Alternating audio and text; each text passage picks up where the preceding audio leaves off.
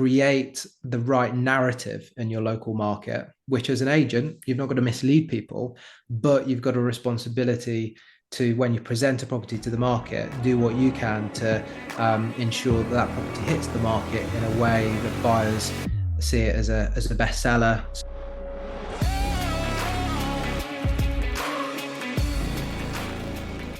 So, Adam, what is the one thing that truly maximizes the value of someone's home when they go to sell their property? So I believe in the digital era we live in, it's digital influence that will make the biggest difference. Wow. So what there's obviously a lot of very obvious things that estate agents do. Um, you've got to be a good negotiator. You've got to take great photos of the house. You've got to write a compelling description.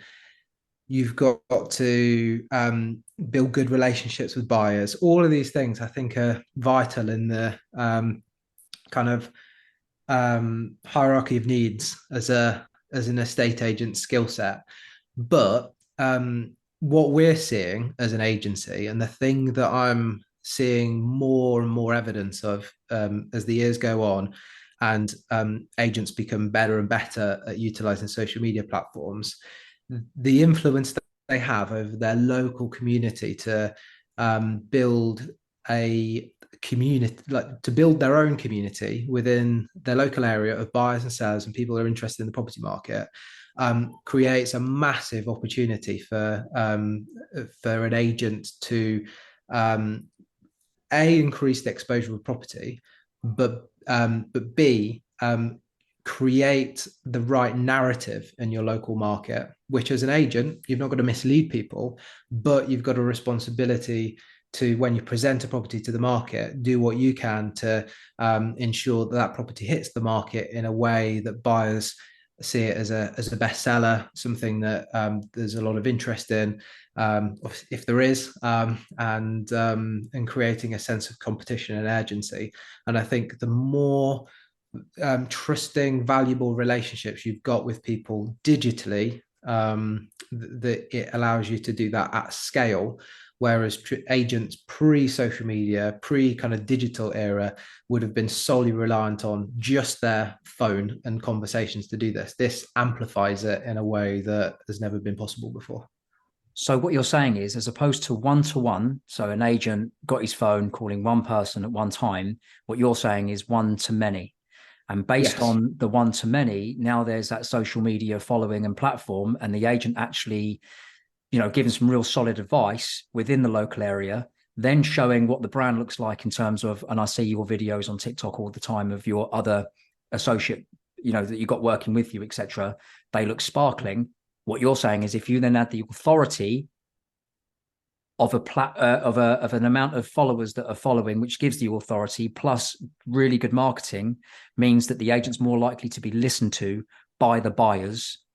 Mm-hmm. And Yeah, sellers. and also that's exactly right, and that's exactly what I mean. But it does go a step further than that as well.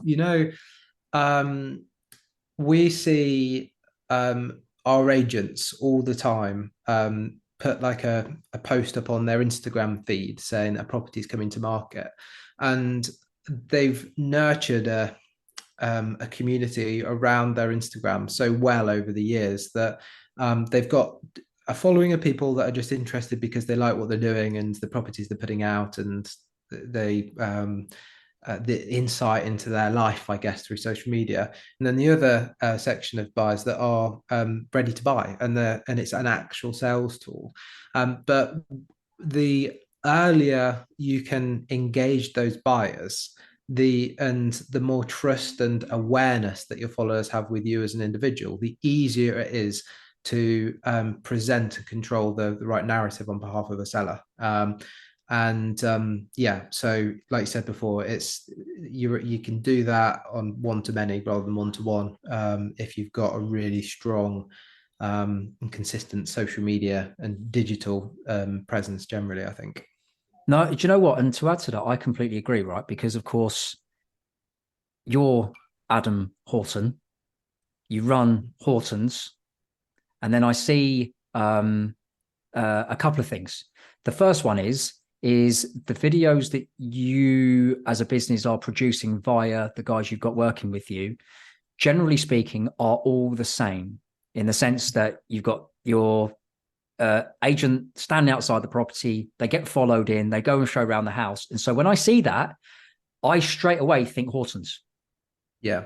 Straight away. And then the other side of that is that even just speaking to you now, because you're Adam Horton, that are running a successful business that's clearly doing well for all the right reasons, I'm slightly like, oh, fuck, this is Adam. Oh, Jesus Christ. So in the same way, buyers would then look at your agents within their areas of like, oh my God, this is somebody worth speaking to. Yes. Oh, yeah. No, exactly. And I think when we've got agents that join us and they haven't focused on building a social media presence before that, and they start with us with at kind of level one effectively, after 6 to 12 months of really consistent brand building on social media, another interesting thing happens. And this is kind of going away from the idea of I suppose securing the best possible prices and stuff, but more towards gaining business as an agent, is that sellers start making decisions they want to use you because you've already done the work effectively of having a valuation, getting to know them discovering whether they like you, because they already feel like they know you through social media. And that's a really like that. I mean, that's incredible, really, isn't it? Because you only need to rewind kind of 5-6 years, and every agent you speak to in the industry would tell you probably that their goal is to be the one of three that gets invited out to value in the local area. Where now the game's changed of like obviously getting valuations regularly, and you're going to be up against competition. It's fine, and that's great.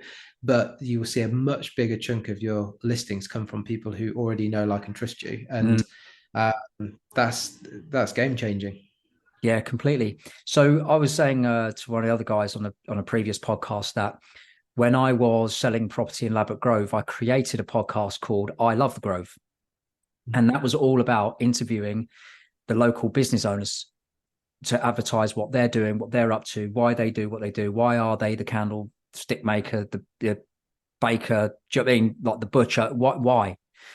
Really getting under the bonnet of who they are and what they represent, what they stand for.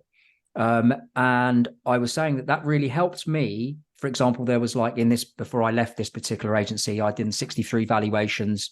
The 44 that came to market, I was instructed on 41 of those, of which I sold 41 of those. So whilst I had a skill set of knowing exactly what I am doing, equally, what really helped me was having that podcast in a local area, because then it just meant that this guy is real. He's not a charlatan. He's not somebody that you just that fly by night here one moment, gone the next.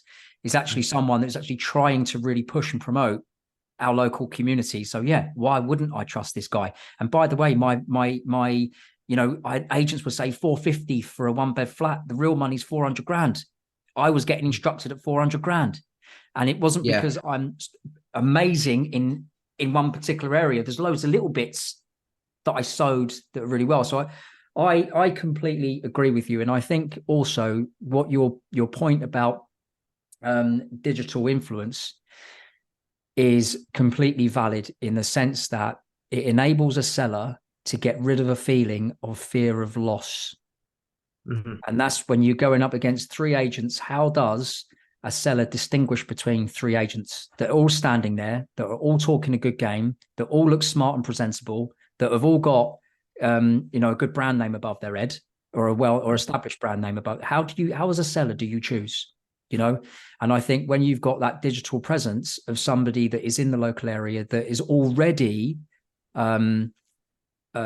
speaking in a way in which a particular seller likes, 50% of the battle. 50% of the battle. I love it. And I think there's two sides to it. What you've described, and this ability to build relationships with buyers and trust, and again, controlling the narrative, creating competition, all that kind of stuff. But from a seller's perspective, differentiating which agent to instruct, I think the thing that most good agents should all be doing pretty much the same as making sure you're on the property portals, you got good photos, good floor plan, you should be having a video tour. Like I feel like if the simple advice for sellers, I think, is if unless you're ticking all those boxes and you're impressed with the way that they market properties, then you should just discount them altogether. But then if what happens, and there's, I'm in our office is based in Leicester, and I can think of 4 or 5 really good independents. Like they do the job amazingly well, and I think the thing that digital influence impacts is that all of that stuff that all the agents do pretty well is tailored towards active buyers. Like it's just people who know they want to move and they think they know where they want to move to. But the moment we've got this company motto of we think of ourselves first as marketeers, second as estate agents. If they aren't getting active buyers coming to them, the biggest challenge for estate agents is working out how to reach buyers in a passive way. And passive buyers being either people who they don't know they want to move yet, or it could be people who are maybe they haven't realized where they actually want to live. Like this is a really common one. You put Rightmove search area in or a postcode, you set up notifications or whatever, but then the perfect listing could fall 0 0.1 miles out of the search radius, and then your active buyer who's ready to buy has no idea that exists. And so from a seller's perspective, securing the best possible price, if you've got agents that can demonstrate they can reach buyers actively and passively, that just then goes to the idea that to get the best price, you need the biggest reach. You'll book more viewings, you get more offers, and end up with the best. More offers creates competition, and end up with the best price.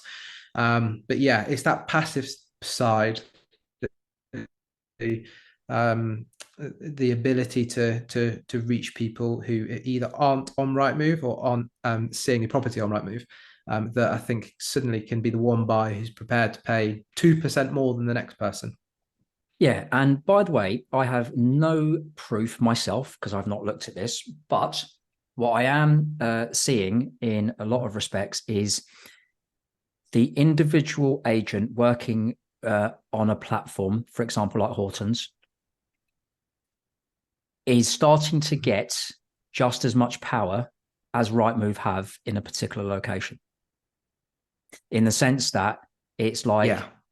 not just relying solely on the property portal in order to do the advertising and the marketing of that particular property. It's actually the individual that is creating authority for themselves.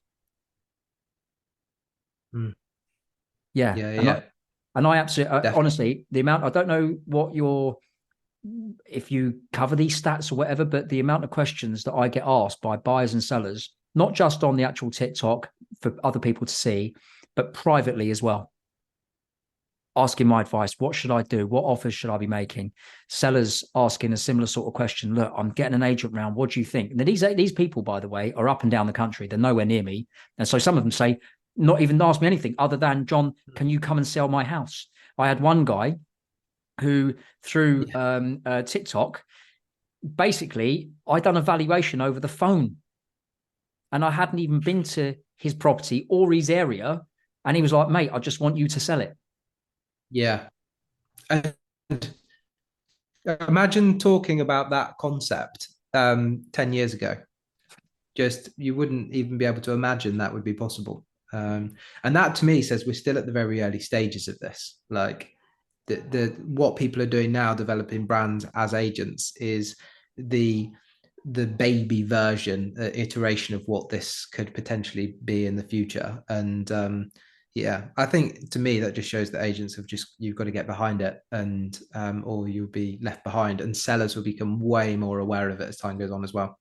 Where do you think we as agents are going to be? Because at the moment we've got, I think there is a distinct line between, right now, I genuinely believe there's a distinct line between business models like yours, the high street independent, and the high street corporate. Personally, I Yeah. think it's going the way your business model is. What are your thoughts? Um, I um I think the high street independent will always have its place. And I think that the popularity in the brokerage model, self-employed agents will grow massively. I think it'll either be a decision whether someone uses a high street agent, independent high street, or a self-employed agent. The casualty in all of this, I think, will be the corporates, and I think that will be due to the fact that if you rewind 10 years ago, and you worked your way up the ranks at a corporate office, you could increase your income and responsibilities by jumping between roles, between corporate agencies, and end up on a nice package with a company car and yeah, work your way through the ranks. But now, when people reach a certain stage of their career, they're looking way more for greater autonomy, and earning potential, like being self-employed, will be there. So I think they'll have a major problem with talent retention, and they'll either join a brokerage or they'll set up a high street independent, and that's where the talent will go, because and it would be easier to do that now than ever, and because the bar of entry is lower because there's brokerages now. And so yeah, the corporates, I imagine, will over time get more and more heavily weighted towards lettings, and I think sales will probably be more about the independent agent. Yeah, completely. And if we was then to sum this particular podcast up around digital influencing, if you had to sum up to a seller right now what good looks like in terms of achieving maximum money for their house around that digital influencing, what would you say that they need to look for in an agent? I would say they should, in the same way that they go away and look at agents' reviews and ask their friends and family, they should do the equivalent of that with social media, checking out their Instagram page and their Facebook, and who follows them. Like, you can see it on Instagram, you can see which of your friends follow other profiles. Gauge an idea for the one that's got most of the people in your own community following them. That's the biggest indicator, I think. Don't necessarily look at the total number of likes and comments. I think if you're looking at the content and it doesn't look great, and there's one like every photo, and there's then 2,000 followers on a page, then like red flags. But if you can have an exceptionally strong following that's massively valuable, with 500 to 1,000 followers and a decent level of engagement, as long as every single one of those followers lives in your immediate local area. And that is more valuable, I think, than a mailing list of people, that because open rates on emails is so low. If you've got 1,000 people who regularly see your content that are all local and around the property you're trying to sell, from a seller's perspective, that's basically like a megaphone for a message that your property is available in the busiest high street there ever was. Do you know what I mean? Like, and that's I think what people should be keeping out for. Not, you don't need an agent that's got millions of likes and followers.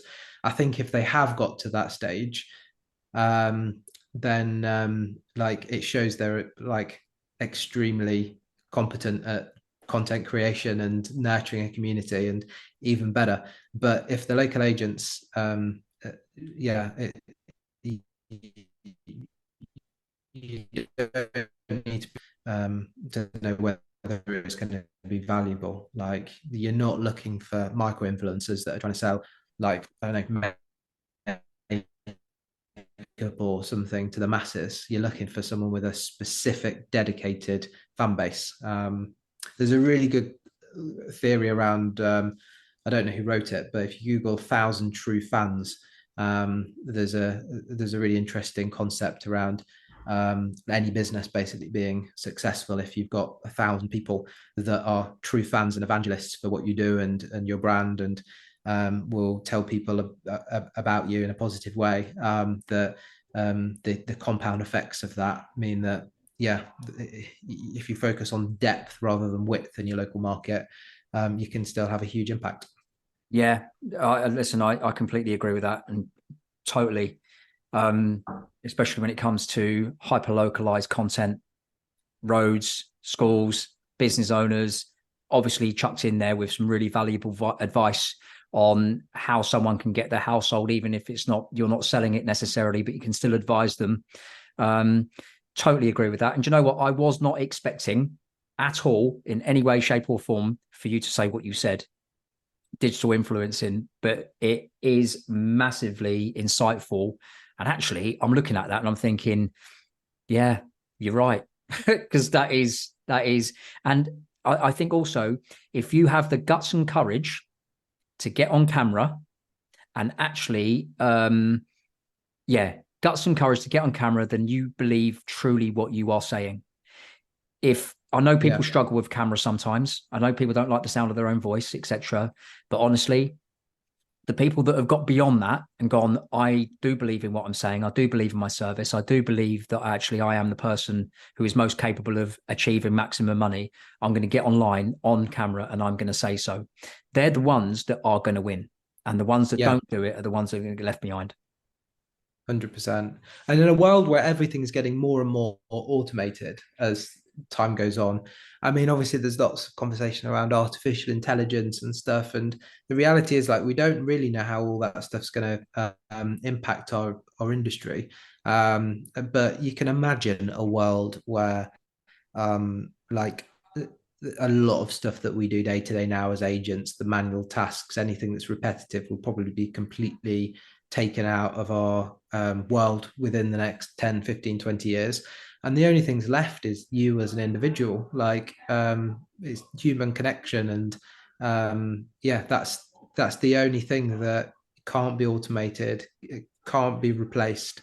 So yeah, if you're prepared to get in front of the camera and start investing into your personal brand, like, I think it would be not only valuable tomorrow, like by one extra person joining your community and liking what you do, but you've got to start investing in it now for 20 years down the line if you're still going to be in the game by then. What do they say? It takes 10 years to become an overnight success. Yeah, it's so true though, isn't it? But with our social media, I remember I set up Horton's when I was 20, and it was our 10-year anniversary, like last week. And I remember thinking at the time, like, Instagram was in its infancy. Like, I think it actually launched in 2013. So I remember getting an account and just thinking, this isn't going to make any money for me, but if I can get all my friends that I went to school with to follow me, in 10 years' time, I would see, it seems likely that people will start getting married, having babies, needing bigger houses and stuff. So it's just, even at that stage, I was thinking we just need to play the long game. And then, surprise, surprise, now I get messages on a very regular basis from people that I know that I've been connected to, been and stayed slightly more had slightly more relevancy with because of that following and interaction over social media. Obviously, there's 10 years work gone into that, but the same is going to be exactly true if you are in your 40s now, and you can envisage friends and family having empty nests when kids go off to university and they enter a different phase of life. The same is going to be true for what I was thinking when I was 20. And you've got to think long term. But if you do it well, the reality is with social media is that the benefits do come quite quickly as well. Like, it's but I don't have any expectation for that. I'm just thinking if we keep at it and like relentlessly consistent, then it's only going to be a good thing. Absolutely. Adam, mate, you've been absolutely fantastic. And I love the answer. It's so true. And thank you so much for coming on the show. No worries. Thanks very much for having me. I've loved it.